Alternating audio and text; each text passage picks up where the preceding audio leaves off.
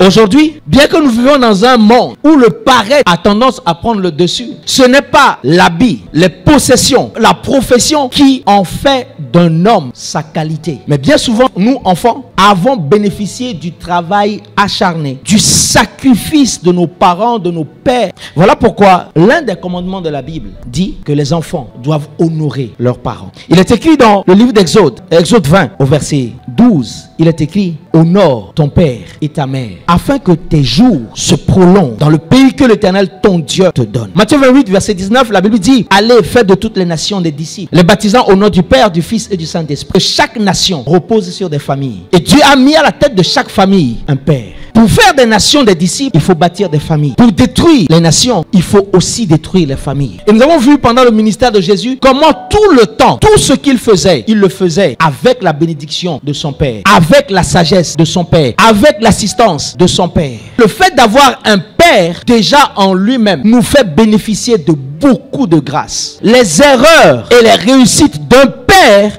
sont pour nous une leçon. Un père est un point de repère, un point de référence. Lorsqu'il accomplit quelque chose, il est là pour nous montrer comment agir dans telle ou telle situation. Paul pouvait dire à son fils Timothée: afin que tu saches comment te comporter dans la maison de Dieu. Le comportement adéquat, l'attitude qu'il faut, l'éducation qu'il faut dans la maison de Dieu. Paul écrit à son fils et dit: je t'écris afin que tu saches comment être, comment vivre dans la maison de Dieu, comment vivre ton ministère. Ça veut dire que Paul est en train de transmettre à son fils Timothée toute la sagesse qu'il a acquise pour exercer le ministère. Un père, d'abord, c'est celui qui a engendré, c'est celui qui est l'origine, c'est celui qui est la source. Et quand Dieu a établi quelqu'un comme père, comme étant source, Dieu lui a donné aussi l'autorité qui va avec. Le père, dans une famille, a l'autorité de chef. La Bible dit que Jésus est le chef de l'église. Regardons comment est-ce que Jésus s'est comporté en tant que chef.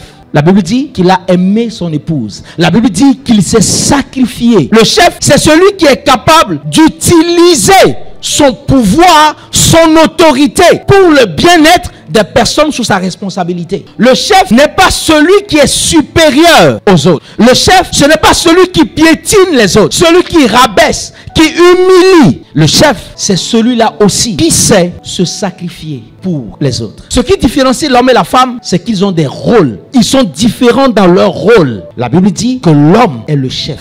Tout foyer, toute famille qui doit fonctionner harmonieusement, doit fonctionner selon des rôles bien définis. Et Dieu sait que l'homme peut avancer dans sa destinée. L'homme peut avancer dans sa vie avec une épouse à côté. L'époux ou l'homme, c'est encore cette personne, ce chef qui est le visionnaire de la famille. Il est celui qui a une vision pour ses enfants, pour son foyer. Il est celui qui donne la direction. C'est celui qui sait emmener sa famille, qui donne l'orientation. Mais il est aussi cet époux aimant et passionné. L'une des responsabilités que Dieu a attribuées à l'homme, c'est celui d'aimer sa femme.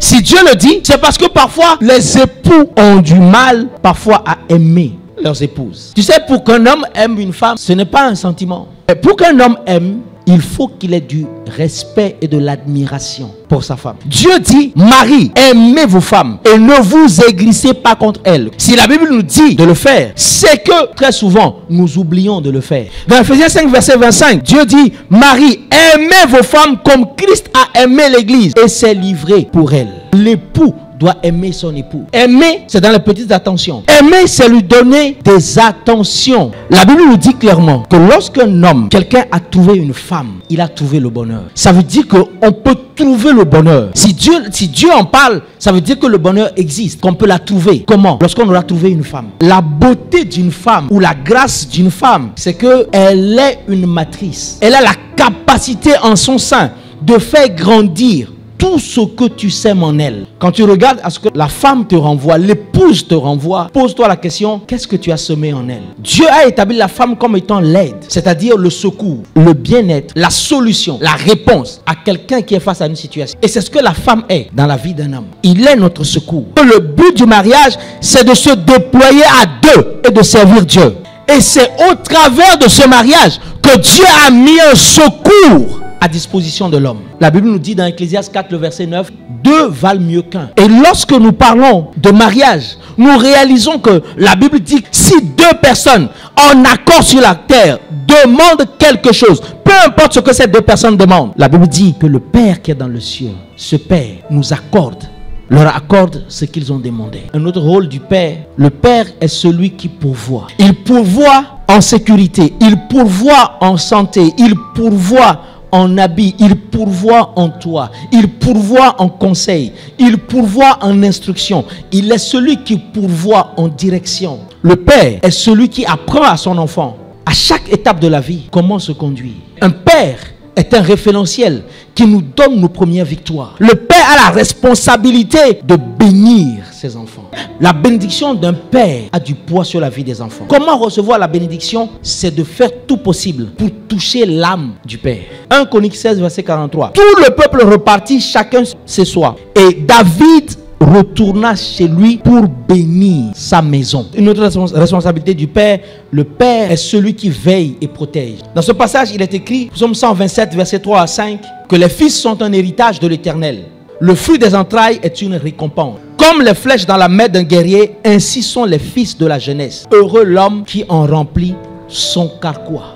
Le Père, c'est aussi, un autre rôle du Père, le Père, c'est aussi celui qui gouverne sa famille, qui dirige sa maison. Le Père a été établi comme étant l'autorité administrative de la maison. Le Père est celui qui gère les relations entre enfants. Le Père, c'est aussi le sacrificateur de la famille. Le Père est celui qui a la responsabilité du sacerdoce dans la famille. Le Père, c'est celui qui a la responsabilité du culte dans la famille. Le Père est celui qui est le bâtisseur de la relation spirituelle de la famille avec Dieu.